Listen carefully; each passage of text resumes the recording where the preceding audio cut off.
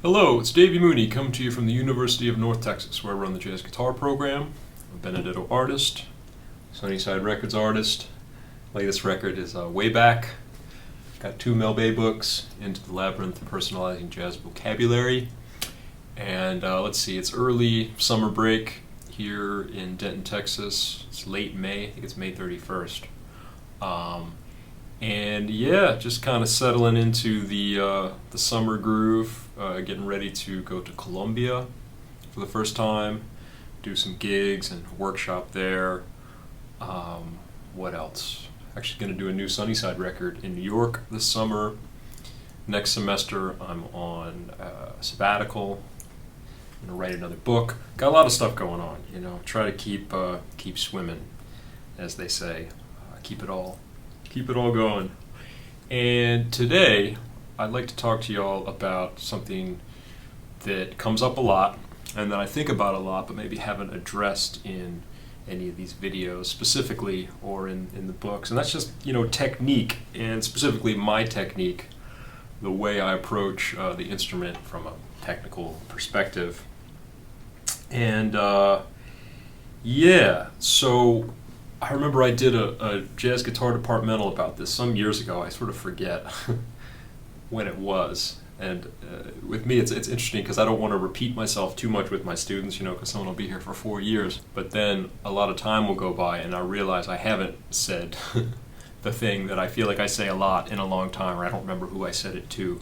So, at the risk of repeating myself, I'm trying to harp on these things a little more frequently. And so I did a guitar departmental and talked about technique, and the definition of technique that I came up with was, how well your technique is how well do you execute your ideas. Good technique means you can execute the things that you want to do cleanly and well. Bad technique is, you can't. And I think when I was coming up in the 90s, I thought of technique as how fast can you play, basically. And in New Orleans in the mid 90s, I feel like the goal was like how fast can you play Cherokee, basically. Can you get it to 300? Can you get it above 300? Things like Cherokee, giant steps, and rhythm changes. And it was a trumpet centric kind of school, which was great. I think I got some of my concept of how to articulate things and the very sort of like punchy articulation I have partially from listening to a lot of trumpet players and growing up around trumpet players. But yeah, I used to call it the Trumpet Olympics, where they'd all line up on Cherokee or something and take solos. And it was like how high and how fast can you go? And that was, to me, like that's what I used to practice for technique. And at the time, I was very much a picker, and I guess the most technically accomplished guitarists in my mind at the time were like your Pat Martino, George Benson, in New Orleans, Steve Mazikowski, people that could really just like pick stuff at those fast tempos and have that really poppin' articulation. So I started just trying to pick every note. I can't really do it anymore because at some point I realized that there was going to be a limitation for me with the pure pick stuff. Like I wasn't going to play like Benson, I couldn't quite get to those type of tempos and that level of like shreddiness. So at some point I started mixing in more legato things. But I remember specifically, I tell the students here what I used to do was I would get my metronome, and now my metronome is my phone. Of course, I have a little app. But back then, I had a handheld metronome, but it was like with a little dial, so you couldn't choose every click. Right? It would go. I remember it would go like 92 was right here at 12 o'clock, and it would go like 94, 96, 98, and at a certain point, I remember it was like 112, 116, 120, 126, 132, 138, 144, and so I would practice playing tunes like Cherokee and rhythm changes. Say I would be able to play it comfortably and execute my ideas and play long eighth note lines at 112, so I would move it to 116, and then I could do it there maybe, move it to 120, and somewhere in there 126, 132, and what I mean by that is I'm thinking of the the metronome on like 2 and 4. So this is 120, but I'm not thinking 1, 2, 3, 4. I'm thinking 2, 3, 4, 1, 2, 3, 4, 1, 2, 3, 4, 1, 2, 3, 4. And at some point, I would find the tempo where I could do it, and then the next notch up, I couldn't do it, or I felt less comfortable. And at that point, I would analyze like what was going on with my two hands. I think I focus more on the right hand for better or for worse. And I remember thinking that a lot of the time it was that I should start with an up pick instead of a down pick with the real like picky, alternate picking thing I was doing. But that was mostly what I did to analyze like my technique. And again, it was mostly in the interest of trying to play as fast as possible. And 300 was always the goal. So 150 on my metronome was actually 152. So it would have been 304, and then the next was like 160, which was 320, which I still can never get to. But I'll try to demonstrate that. Let me start at this is 112 on this metronome, so 224 if I'm thinking of this as 1 and 3. So if I'm playing something like Cherokee, which hopefully you all know, so 1, 2, 1, 2, 3, 4.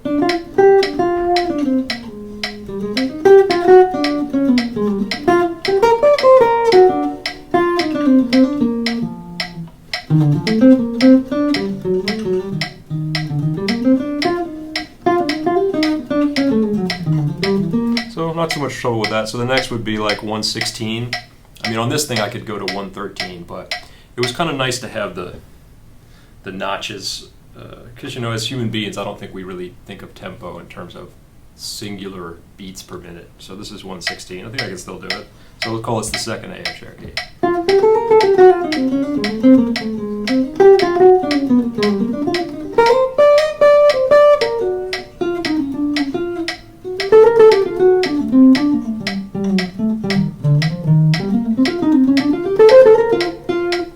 Okay, 120. We'll go to the bridge.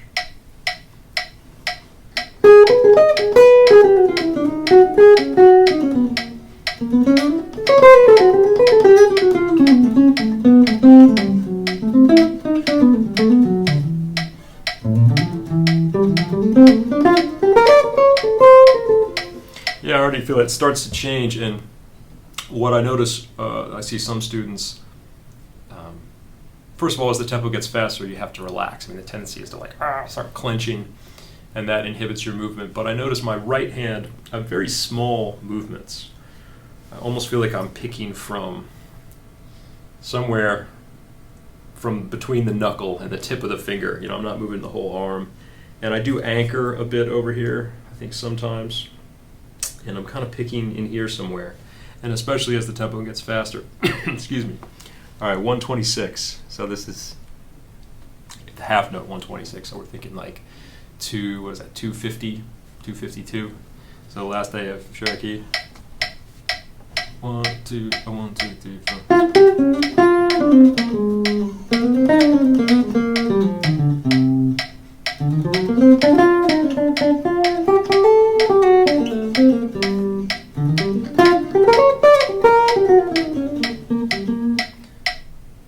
132. I used to sit and do this all day, y'all.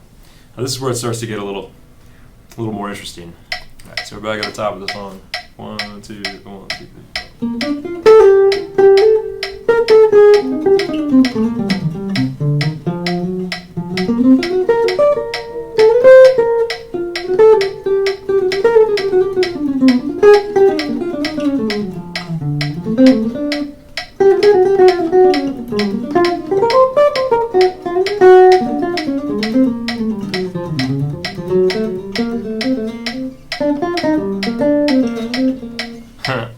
Yeah, I start to want to play more triplets too, like instead of just da da da da da da da da da, mixed in with ba ba ba ba da ba ba. I want to start going like da ba da ba ba da ba ba da ba ba da ba, because that's more doable at those tempos than the da da da da da da da da, which I can't sustain. And through all of this, I'm always thinking of when I was first starting out, I wanted to develop long lines, like I heard in Martino and Benson, Miskowski, and this type of players, Tal Farlow. Jimmy Rainey, Joe Pass from the early 60s. And so that was like the goal. And I, as I've said in other videos, I used to practice playing all eighth notes, but not at these tempos necessarily. But yeah, I'm always trying to achieve that. Like you hear Clifford Brown playing on a tune up tempo, Charlie Parker, saxophone players and horn players trying to create that. All right, here we go. 138. I guess we're on the bridge now, right? 1, 2, 1, 2, 1, 2, 3, 4.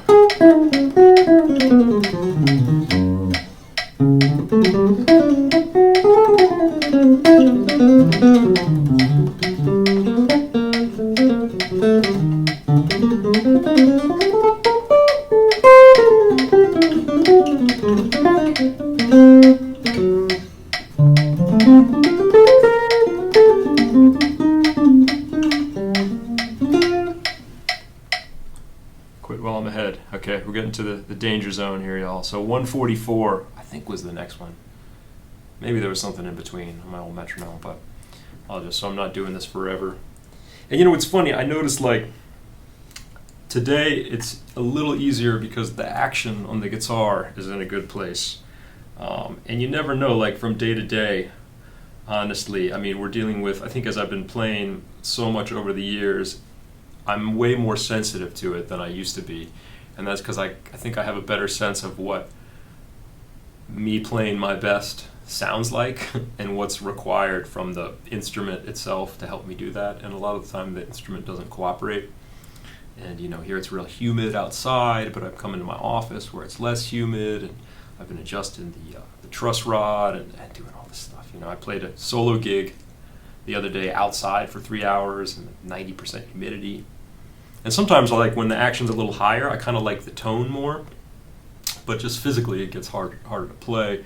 Anyway, it's never perfect, but today it's helping me while I'm doing this video. So 144, where are we? We're in the last day. Let's go at the top of the song. And it gets a little harder to think of it as 2 and 4 when we get fast like this, but 1, 2, 1, 2, 1, 2, 3, 4.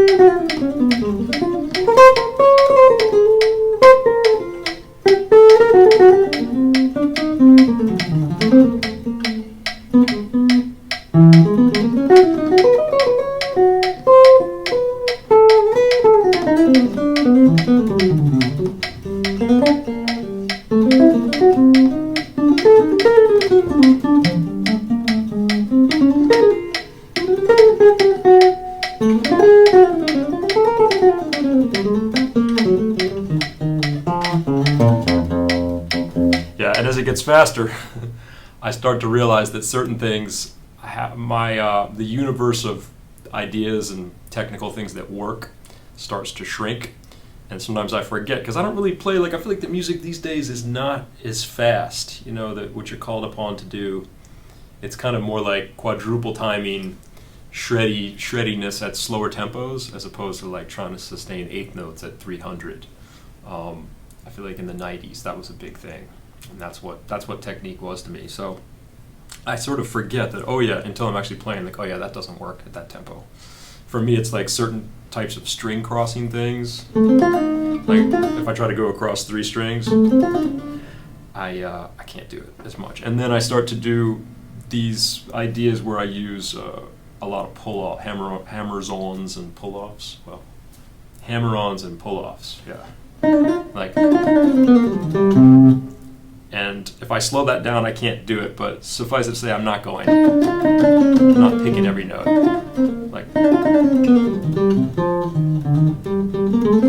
that is very hard to do for me at almost 300. Whereas at a normal tempo, I do that all day. So I have to kind of remember, don't do that. Or don't do it as eighth notes. Go. I can do that. What if I go da-da-da-da-da? Just ain't gonna work work for me. Maybe there's probably another fingering, but like I said, I don't do this as much anymore, but it's still kind of the basis of my technique. All right, let's go for the holy grail, y'all. So this is 152. This is what I always would shoot for back in the day. All right, so scary. 1, 2, 1, 2, 1, 2, 3.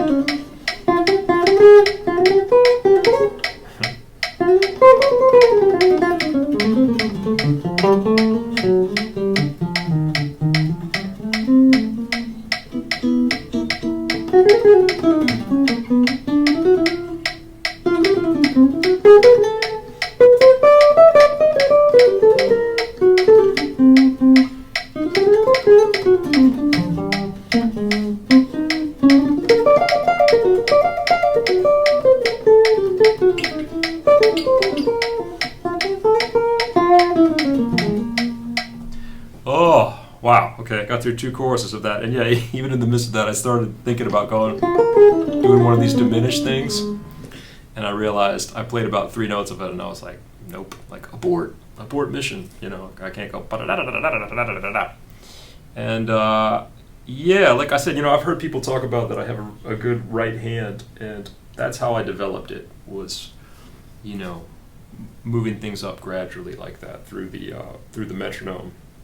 And like I said, over the years, I cut out a lot of, I mean, I'm sure you can see, I can't slow it down and demonstrate it honestly, but I just started mixing in the hammer-ons and pull-offs. And I remember it took me, it was a process to get the hammer-ons and pull-offs to be the same volume as the pick notes. I remember taking like a month or 2 off of gigs. When I got out of the Monk Institute, I moved back to New York, and I kind of started practicing to even those things out. And it messed me up for a while. It kind of messed up my timing. But it's just a question of, because, you know, to make that, you really have to put more, my left hand got stronger, because to get the hammer-ons and pull-offs to be the same volume as the pick notes,